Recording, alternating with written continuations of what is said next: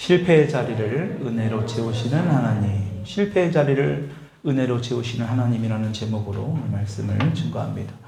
우리가 살다 보면 힘들게 어떤 일에 최선을 다해서 열심히 했지만 그 결과가 원하는 대로 이루어지지 않아서 실패한 것 같아서 굉장히 좌절하고 실망할 때가 간혹 있습니다. 여러분, 그런데 나중에 시간이 흘러서 그렇게 실패했다고 생각했던 일들이 완전히 반전이 되어서 나의 인생에서 아주 귀하고 값진 일이었음을 우리가 고백하고 간증할 때가 있습니다. 바로 그런 일들이 오늘 본문에서 우리가 오늘 읽은 이 본문에 일어나는 사건입니다. 지난 시간에 우리는 이 바울과 이 바나바가 이 구브로에서 복음을 전하는 것을 우리가 살펴보았습니다. 그리고 오늘 그 이후에 서쪽 항구인 바보에서 배를 타고 북쪽의 육지로 나오는 것을 우리가 볼 수 있습니다. 지금 터키의 중남미 지역이 바로 이 지역입니다. 우리 13절의 말씀 다시 한번 읽어봅시다. 시작. 바울과 및 동행하는 사람들이 바보에서 배 타고 밤빌리아에 있는 버가에 이르니 요한은 지난 시간에 우리가 보았던 이 구브로 섬에서 배를 타고 이제 육지로 올라가고 있는 것입니다. 여기 보면 아주 특이한 부분이 있습니다. 13절을 보니까 바울과 및 동행하는 사람들이라고 나옵니다. 이전까지는 바나바라는 이름이 선두에 나와 있었는데 여기서는 바나바라는 이름조차도 없고 헬라식 이름인 이 바울이라는 이름만 나옵니다.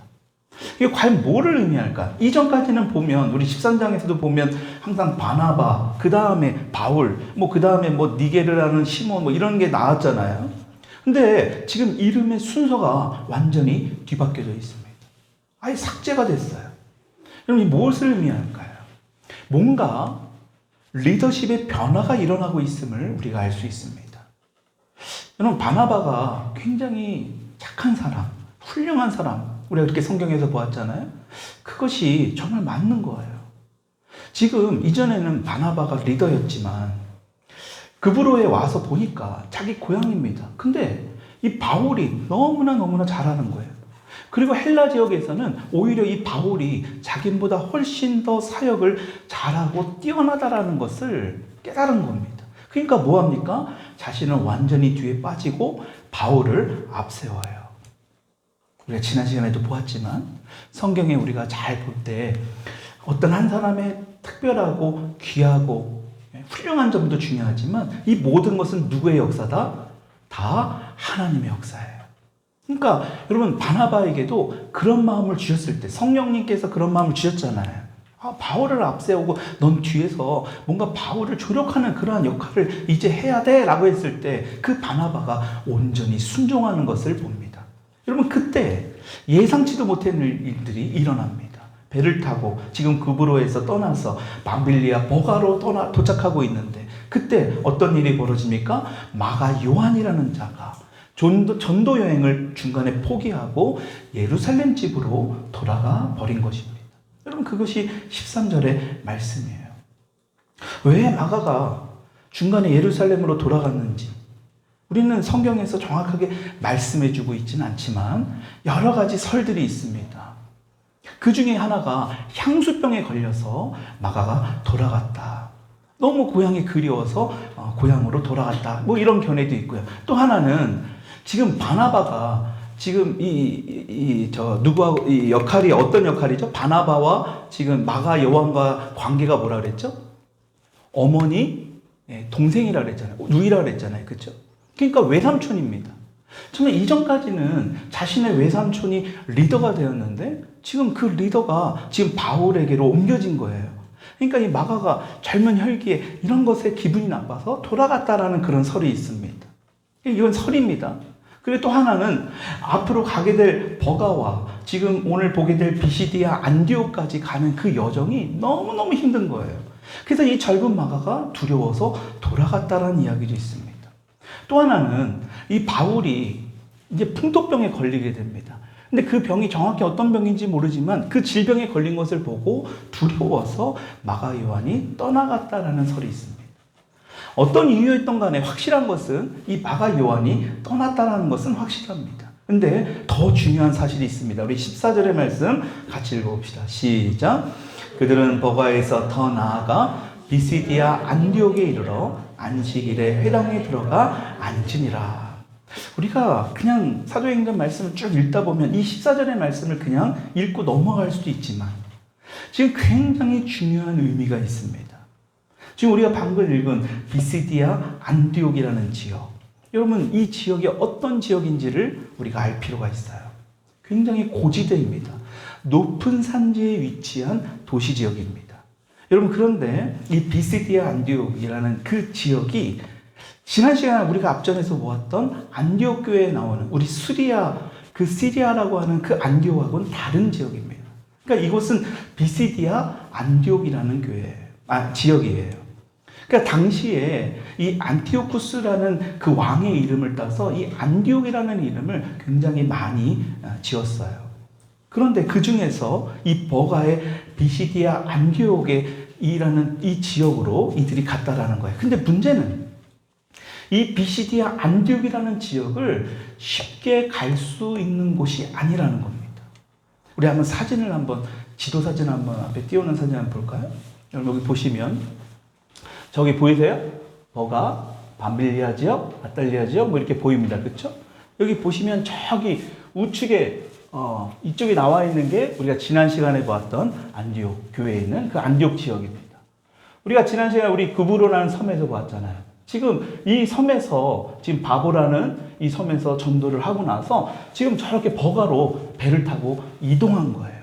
저 위에 보면 지금 안디옥 B라고 나와 있잖아요. 그렇죠? 오늘 나오는 성경 본문에 나오는 이 비시디아 안디옥이 바로 저 지역입니다. 근데 보십시오. 버가라는 곳과 굉장히 멀리 떨어져 보입니다.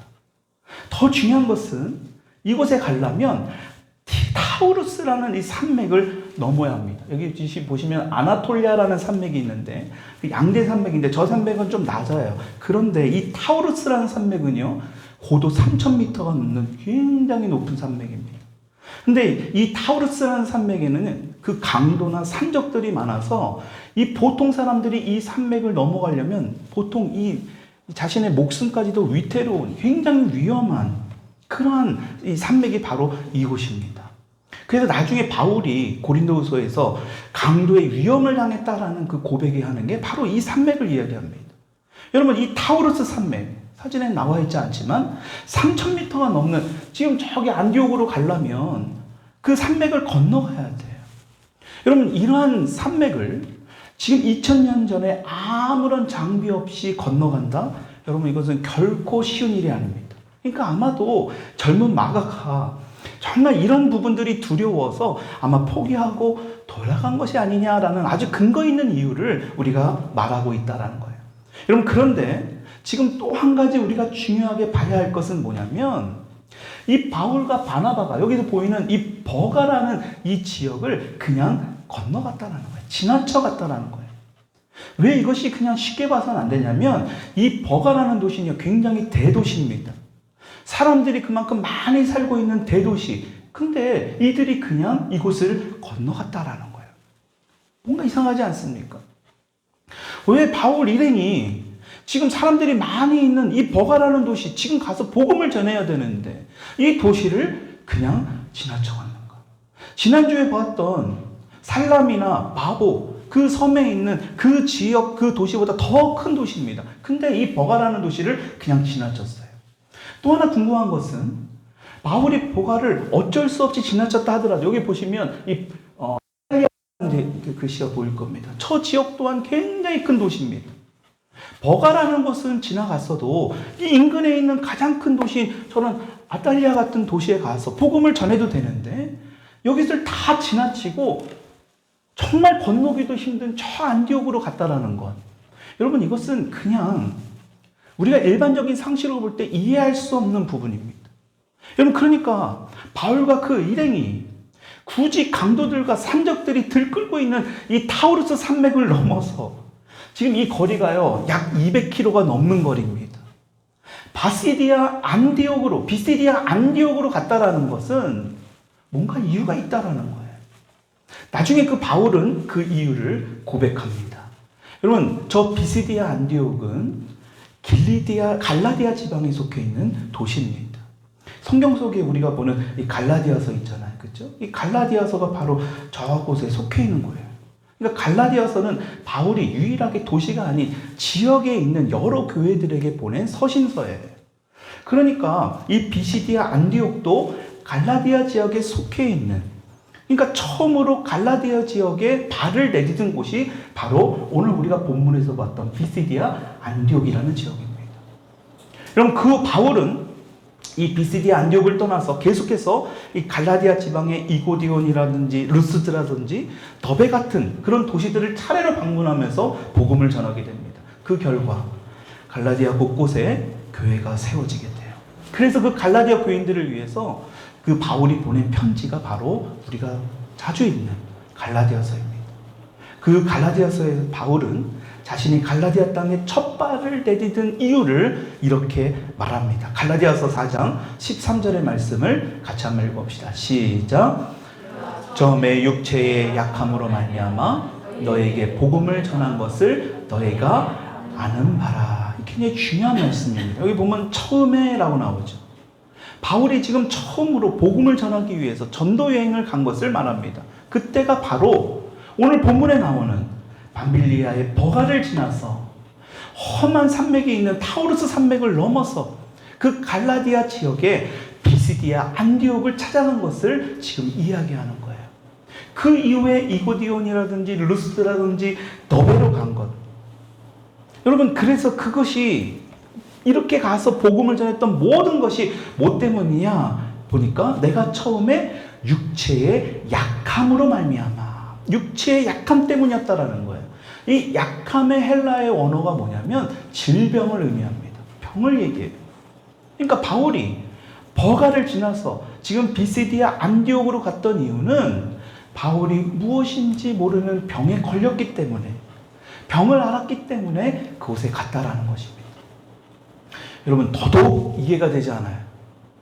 병에 걸렸는데 그것도 쉽게 가지 못할 그런 험준한 산지를 건너가야 할 이유가 과연 무엇일까? 우리가 아까 지도에도 보셨는데 바울의 고향이 어디예요? 다소죠.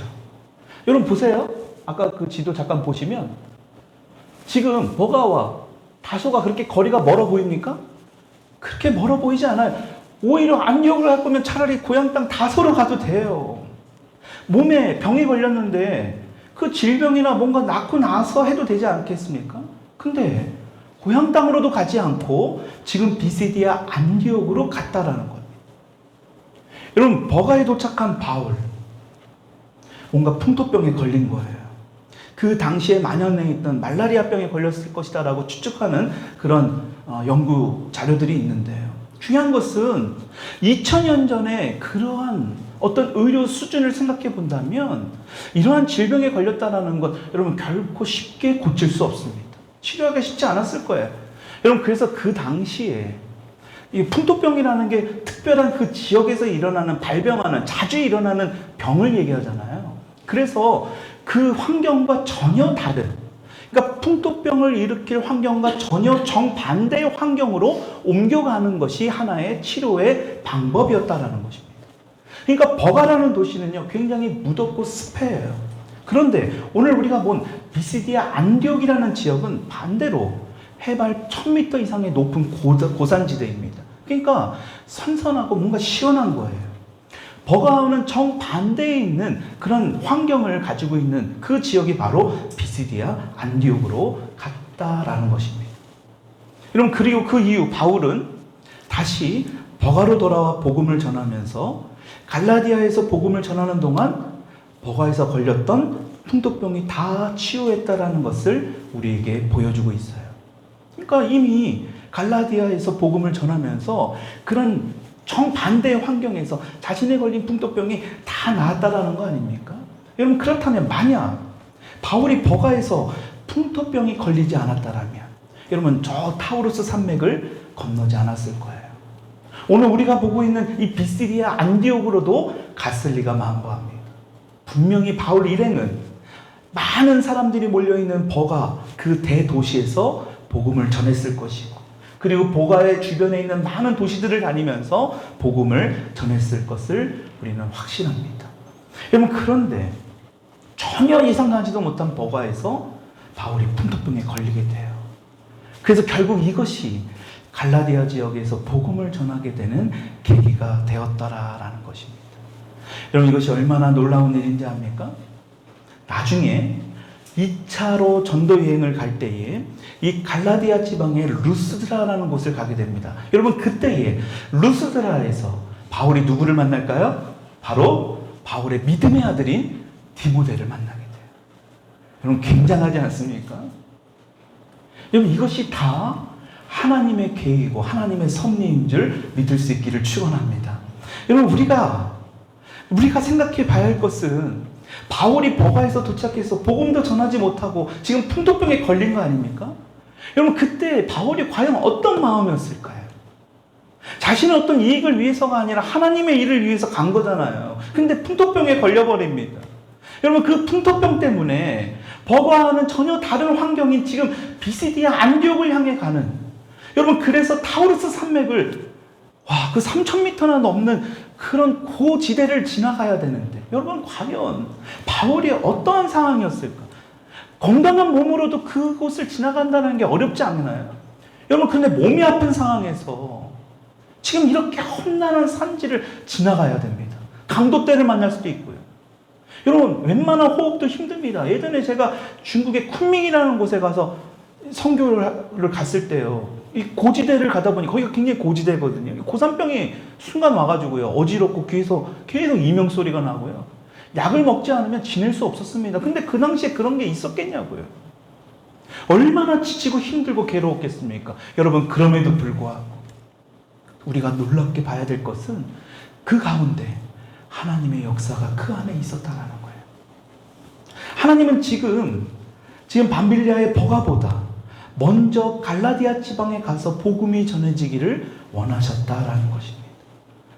그러니까 바울이 풍토병의 걸림을 통해서 이 비시디아 안디옥으로 인도하심을 통해서 이 갈라디아 지역의 전체의 복음을 전하는 아주 놀라운 하나님의 계획이 있었다라는 것입니다. 여러분, 우리 인생도 그래요. 지금까지 인생을 돌아보면 내가 원해서 된 일보다 나의 의지와 상관없이 되어진 일들이 얼마나 많이 있습니까? 그럼 사실 그렇지 않아요? 여러분들이 지금 계시는 수원이나 봉담으로 원해서 오신 분들도 있겠지만 원치 않아서 마지못해서 어쩌다 보니까 이곳에 오신 분들도 있어요.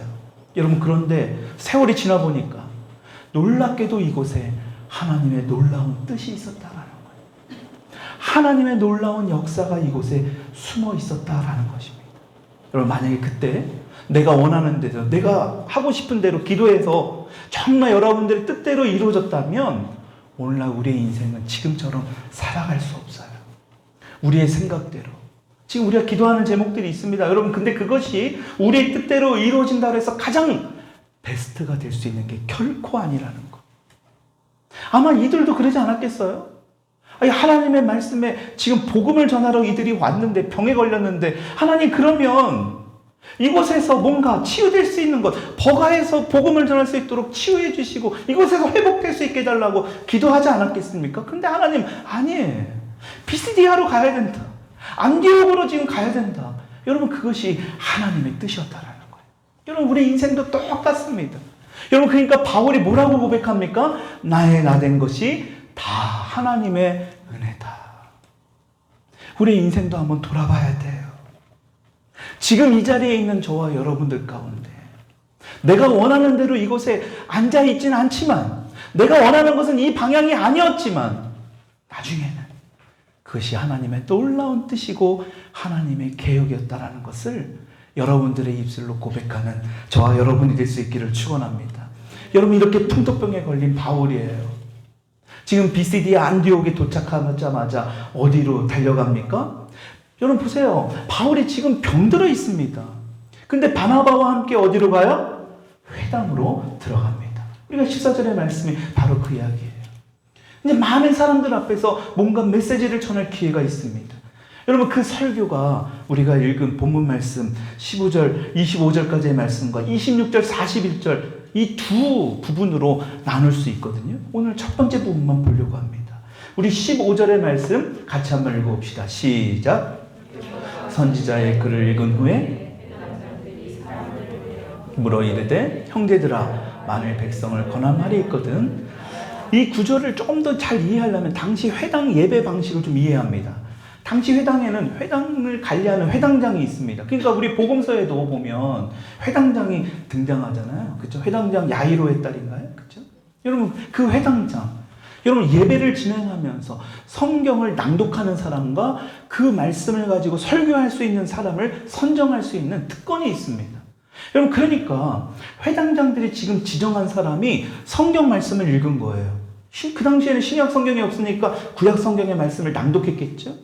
그날 회당 예배에 참석한 사람 가운데 그 회당장의 지명을 받은 사람이 그 율법에 대해 설교하는 그러한 방식이에요. 그리고 회당 내부에는 일반 회중석이 있습니다. 그리고 랍비들이 앉는 상석이 구별되어 있어요. 여러분 바울은 어떤 사람입니까? 유대교 최고의 스승 가마리엘 그 스승의 제자 아닙니까? 율법 학자예요. 바나바는요 정통 유대인입니다. 게다가 레인이에요. 그러니까 이들은요 이 두 사람은 모두 이 랍비들이 앉는 그 상석에 앉을 수 있었습니다.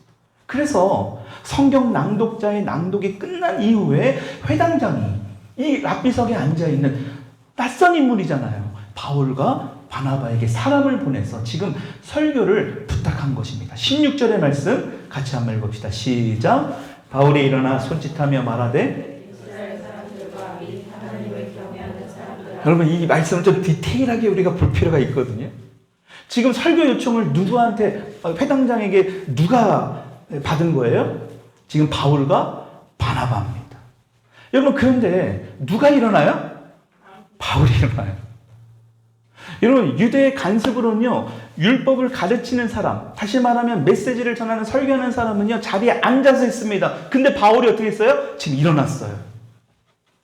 뭔가 굉장히 중요한 메시지, 반드시 꼭 해야 될, 여러분 그러니까 보통 사람들과 뭔가 다른 그러한 모습을 지금 향하고 있습니다. 그리고 또 하나 회중을 향해 뭐 했다고 나와요? 손짓하며 라고 나옵니다. 손짓했다라는 말, 뭔가 자기 말을 경청해 들으라는 어떤 그런 메시지입니다. 저도 지금 막 메시지 전할 때 손짓하잖아요. 그렇죠? 발음 안 보이지만 여러분들 좀 더 이 메시지를 잘 듣게 하려면 손짓 발짓을 어떻게 해서라도 좀 하고 싶어요. 아마 오후 예배를 말씀을 전하시는 우리 소목사님도 그러실 겁니다. 근데 여러분들이 자꾸 주무시니까 막 괴로워하시거든요. 굉장히 중요한 레이기 강의입니다. 여러분 잘 들으셔야 됩니다. 여러분 근데 손짓을 하는 거예요. 뭔가 자기가 향한 메시지가 있는 거예요. 지금 회중들이 그 말은 뭔가 지금 웅성거렸다라는 거예요. 여러분 지금 바울의 상황이 어떻다고요? 풍토병에 걸려 있어요. 그때 뭐 제대로 뭐 먹기라도 했겠습니까? 병에 걸려 있으니까 몰골이 말이 아니었을 거예요. 누가 딱 봐도 뭔가 정상적이지 않은, 뭔가 아파 보이는 그런 사람의 모습이 바로 바울의 모습이었을 거예요. 근데 그 사람이 뭐 한 거예요? 일어났어요. 그러니까 그 사람을 본 많은 회중들이 그곳에 모인, 회당에 모인 사람들이 막 웅성거리지 않았을 거예요. 막 그랬을 거예요. 그러니까 바울이요 손으로 그들을 교양하게 하고 그 병에 걸린 몸을 이끌고 일어나서 입을 열어서 설교하기 시작하는 거예요. 그러니까 여러분 우리가 사도행전을 그냥 보면서 그냥 바울이 최초의 설교를 했구나, 그 말씀이 여기 있구나 라고 보면 안 되고 이 안에 너무나 많은 일들의 메시지가 담겨져 있습니다. 17절 말씀 읽읍시다. 시작. 이 이스라엘 백성의 하나님이 높여 큰 권능으로. 여러분 보십시오. 사도행전에 보면 설교가 나오죠. 그렇죠? 베드로의 설교도 나오고 스데반의 설교도 나옵니다. 그 다음이 바로 바울의 첫 번째 설교가 바로 오늘 우리가 읽은 이 설교의 말씀이에요. 여러분 이 바울의 설교를 보면 앞서 보았던 것처럼 누구의 설교가 굉장히 닮아 있습니다. 누구의 설교가 닮아 있을까요? 바로 스데반입니다.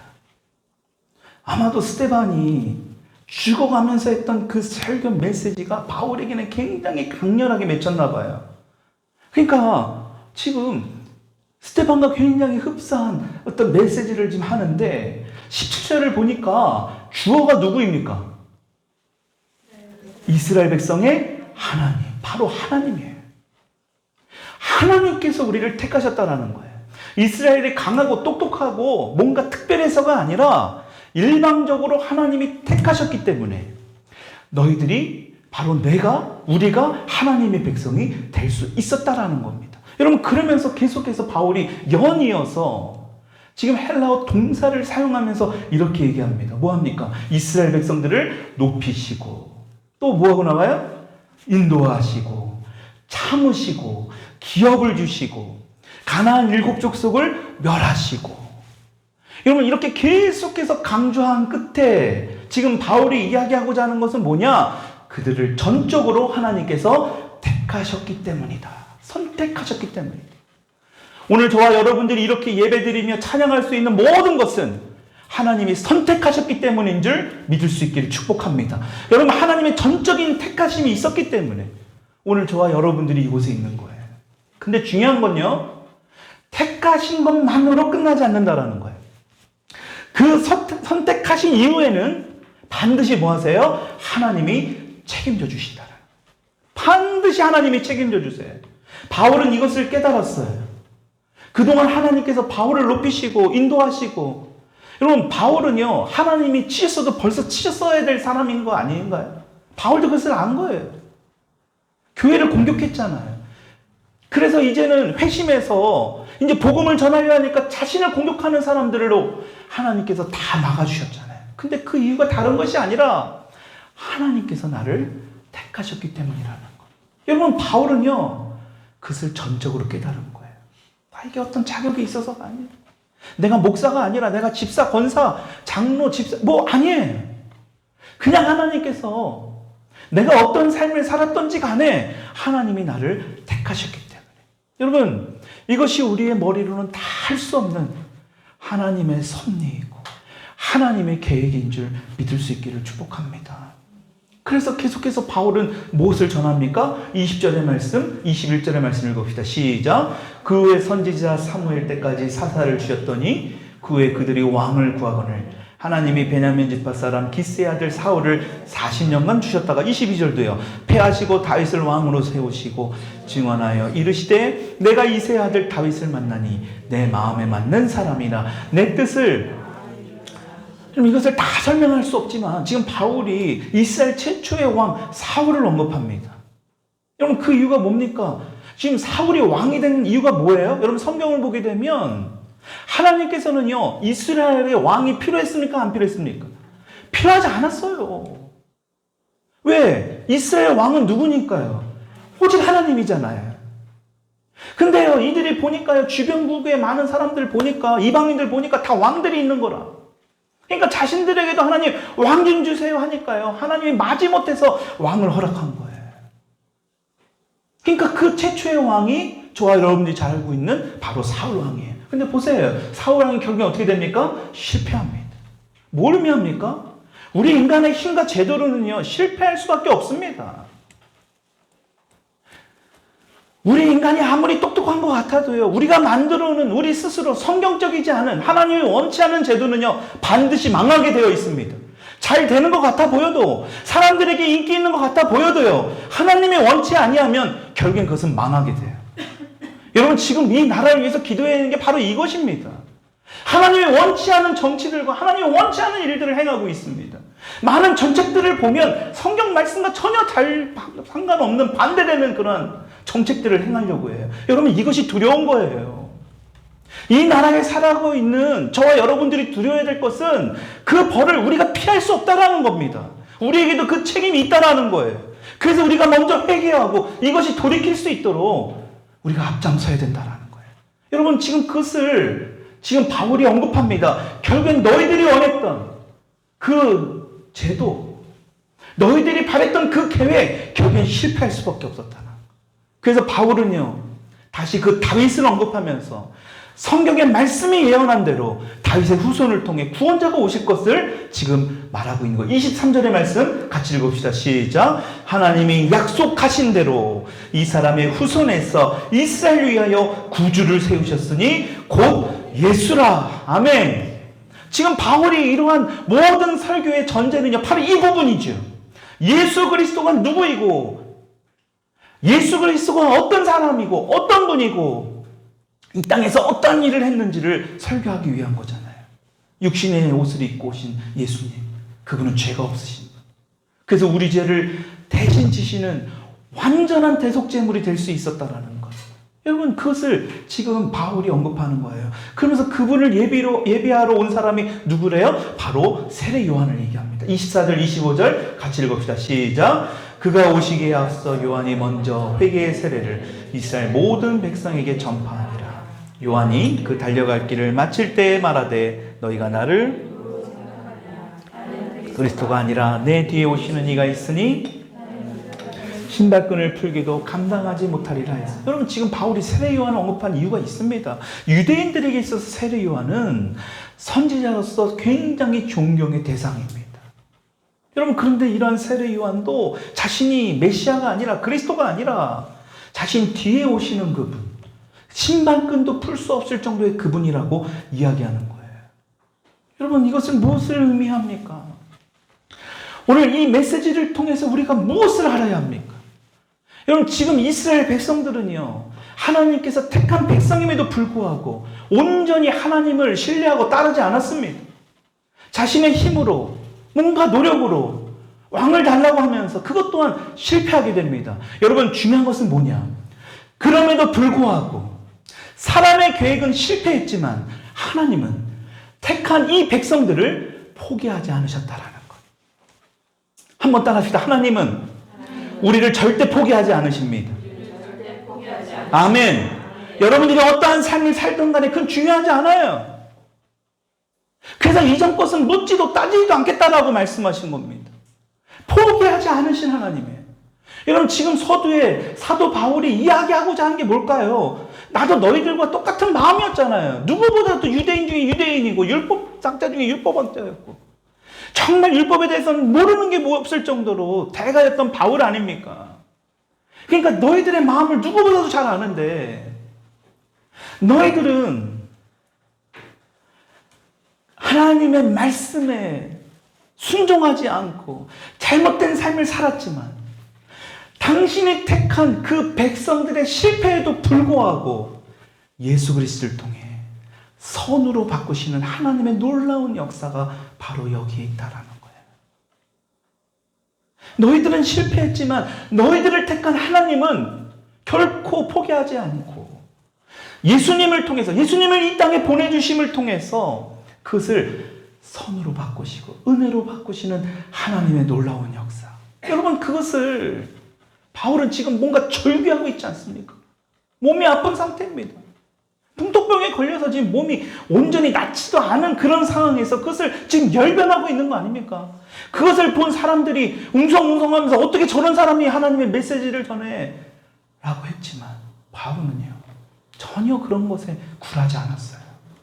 오늘 바울은 밤빌리아에 있는 버가가 아니라 지금 비시디아 안디옥이라는 그 험난한 산지, 자신의 목숨까지도 위태로운 그런 상황 가운데서도 그곳에서 인도하시는 그 하나님, 자신의 풍토병에 걸려 있어서 낙심하고 있을 때 오히려 이 갈라디아 지방으로 인도하시는 그 하나님, 그곳에서 복음을 전하게 하시는 그 하나님의 은혜. 여러분, 바울은 그것을 깨달았던 거예요. 여러분, 우리 인생에 있어서 어떠한 경험, 실패를 경험할 수 있습니다. 여러분 그 가운데서도 반드시 하나님의 뜻이 있다는 것을 우리가 알아야 합니다. 물론 우리가 하나님 말씀에 불순종해서 경험하는 실패는 그것은 좀 여기에 해당되지 않겠죠. 그것은 빨리 돌이켜야 될 부분입니다. 그런데 우리가 하나님의 뜻에 최선을 다하고 하나님의 말씀에 순종하려고 몸부림치다가 경험하는 실패가 있다면 여러분, 그 이면에는 하나님의 놀라운 섭리가, 하나님의 계획이 있다는 사실을 여러분 믿음으로 선포하며 나아갈 수 있기를 축원합니다. 여러분, 그래서 오늘 본문에, 오늘 이 말씀의 제목처럼 실패의 자리도 은혜로 채우시는 하나님, 우리의 실패까지도 은혜로 채우시는 하나님을 믿으며 한 주간도 승리하며 살아가는 저와 여러분이 될 수 있기를 주님의 이름으로 축원합니다. 우리 같이 이 시간 말씀을 생각하면서 기도하십시다.